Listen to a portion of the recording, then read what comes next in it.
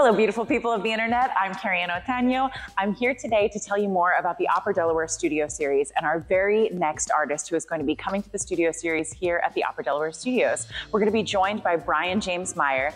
OperaDelaware audiences might remember that Brian James Myer played Figaro in our Paper Moon production of The Barber of Seville. Now he's back with an artist-curated concert that he has prepared with Aurélien Huller, featuring some world premiere pieces. I'm so excited to share Brian's music with you and to introduce him to you.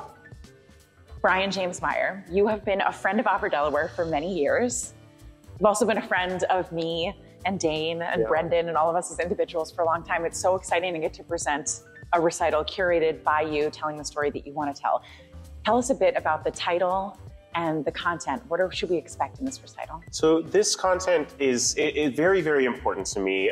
It's all stories, composers, librettists that don't fall on the traditional spectrum of love. So it's about queer voices in the past and in the present. And there's a lot of erasure in the earlier centuries and the earlier decades. So there are some composers that fall onto that queer spectrum that may be a little bit shocking. And I kind of want to highlight that. But there's also a lot of contemporary music that speaks to our current stories. I love that. Yeah, we've talked a little bit in preparation for this recital about this idea of queer coding. Can you tell us more about what that looks like in classical music? Yeah, so queer coding is, it's sort of subtly injecting bits and pieces of our stories without being overt or explicit.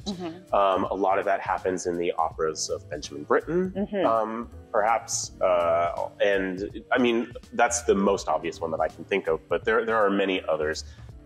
Where words can be sort of understood in several different ways. And so people that are looking for that or listening for it can pick up on, hey, this person, you know, is looking out for me. Yeah. I feel seen.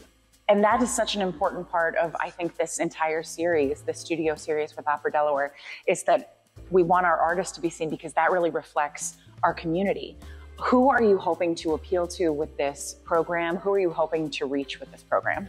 Well, I'm hoping to reach, I mean, anybody who loves music, to be perfectly honest. Step one, everyone who loves music. Everybody who loves music, yes. I'm hoping to reach out to.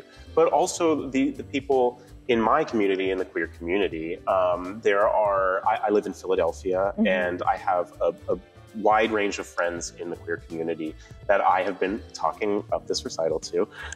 And they are perhaps people that don't go to a lot of classical concerts, operas, you know, symphonies and things like that. And I want to share these stories with them and say, hey, there's room there. We exist, we have existed for a long time, and we've been making art for a very long time. And I want to share that with them. Absolutely. So what people might not realize about the studio series and how that differs from our main stage operas is the intimacy of the studio series.